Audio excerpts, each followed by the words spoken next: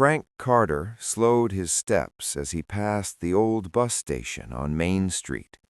The building was half boarded up now, the paint peeling, the benches empty. But something about it made him stop. Maybe it was the smell of rain on concrete, or the low hum of traffic passing by. Or maybe it was the memory that came rushing back before he could stop it. He hadn't stood in this spot in over 60 years. Frank closed his eyes, and suddenly he wasn't an old man with stiff knees and thinning hair anymore. He was 17 again, standing right here in the summer of 1959, gripping a small suitcase with sweaty hands and a heart full of uncertainty.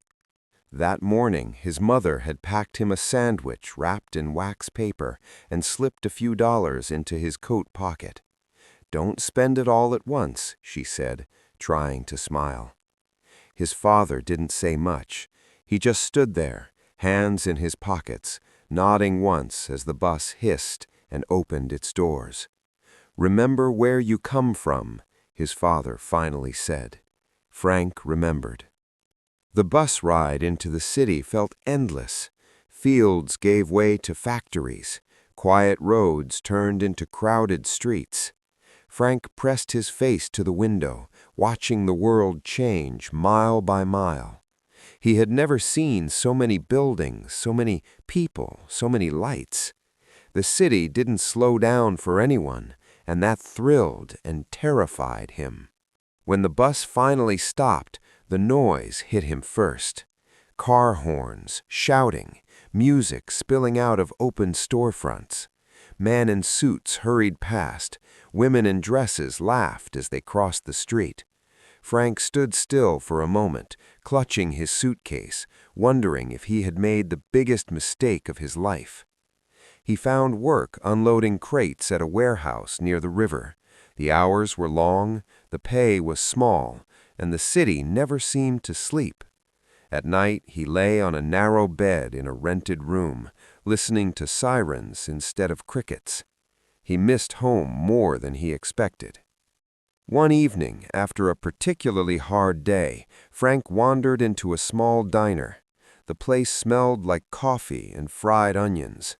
A waitress with kind eyes poured him a cup without asking.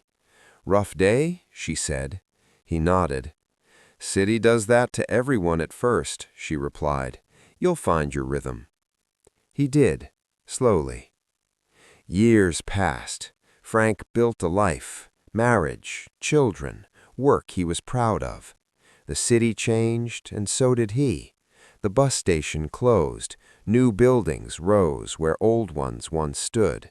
And before he knew it, retirement came quietly, like the end of a long song. Now, standing there again, Frank opened his eyes. The bus station was silent. No laughter, no engines, just echoes. That night, back at his small house outside town, Frank stepped into his backyard. The sky was clear.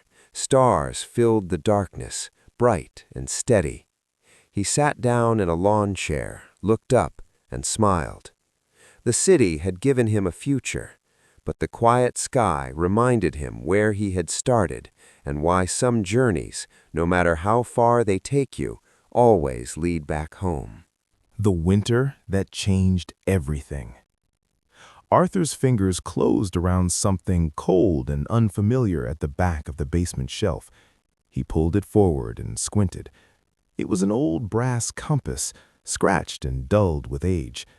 When he tilted it, the needle wobbled, then steadied itself, pointing north, just like it always had. For a long moment, Arthur stood still. And then, without warning, he was no longer an old man in a quiet house. He was 15 again, back in January of 1958, when winter had a way of trapping families together whether they liked it or not. That year, the snow came down hard and fast. Roads vanished, power flickered, school closed indefinitely.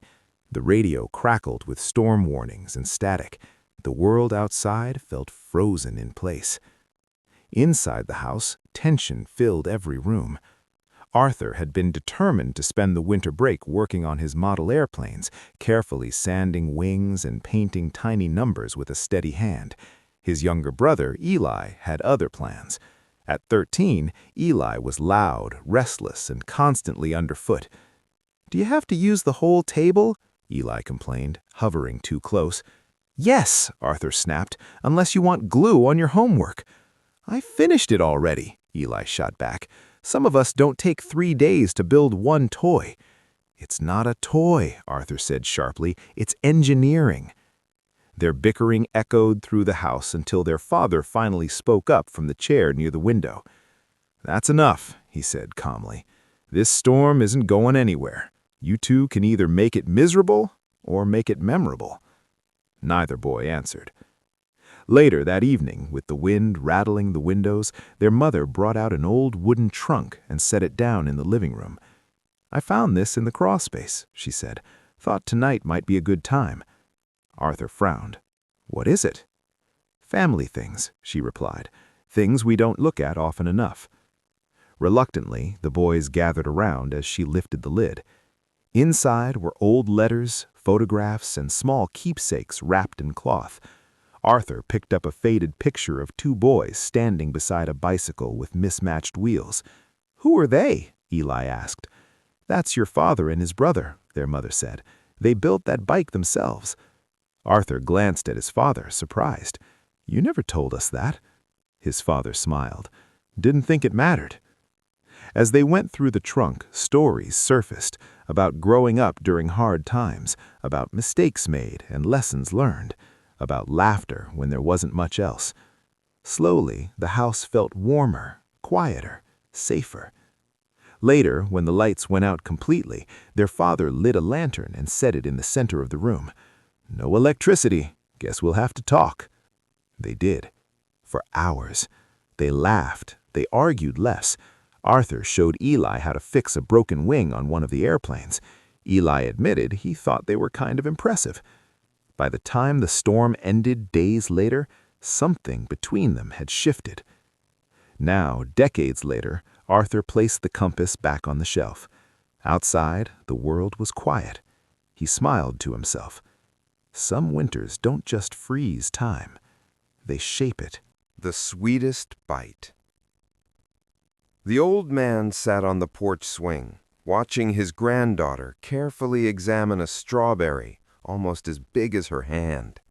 She sniffed it, giggled, and then took a confident bite. Her eyes widened instantly. "That's good," she declared, juice running down her fingers. He laughed softly, though his smile carried something deeper. To her, it was just fruit. To him, it was a miracle he once waited years to taste again. He leaned back, the wood creaking beneath him, and felt himself drifting, not into sleep, but into memory. It was the early spring of the mid-1950s, and he was a boy who had never known abundance, only limits, only lines, only numbers written in small books that decided how much a family was allowed to eat in a week. The announcement had come over the radio one evening. His mother turned the volume up, her hands frozen in mid-motion as the words sank in. Rationing was ending. He didn't fully understand what that meant at first, but he understood the way his parents looked at each other, relieved, quiet, almost afraid to believe it. The next morning, his mother put on her best coat. "We're going to town," she said, "and we're bringing baskets." The market felt unreal. He remembered stopping just inside the entrance, overwhelmed. Tables overflowed with colors he hadn't seen together in years. Reds, yellows, greens. Fruit stacked high instead of hidden behind counters. Bread so fresh it fogged the glass. Sugar sold without coupons. Butter without apology. His younger sister tugged at his sleeve, whispering excitedly, as if someone might take it all away if they spoke too loudly. Their mother moved slowly through the stalls, touching produce like it might disappear. She bought milk without counting coins twice. She chose meat without asking the butcher to trim it smaller. And then, almost shyly, she picked up fruit. That night the house smelled different, richer, warmer. Food filled the table in a way it never had before. Not fancy, just full. They ate quietly at first.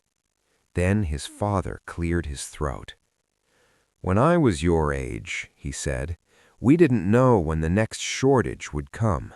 You learn to stretch things, to go without, and to be grateful when you don't have to." The boy chewed slowly, tasting everything. The potatoes weren't watery. The bread wasn't thin. The dessert, sweet and real, made his chest ache. "Will it stay like this?" he asked. His mother reached over and squeezed his hand. "We don't know," she said honestly, "but tonight we're thankful." Now, decades later, the old man watched his granddaughter lick strawberry juice from her fingers and asked for another. He handed it to her without hesitation. Some flavors aren't just sweet, they carry history, and freedom tastes different when you've lived without it.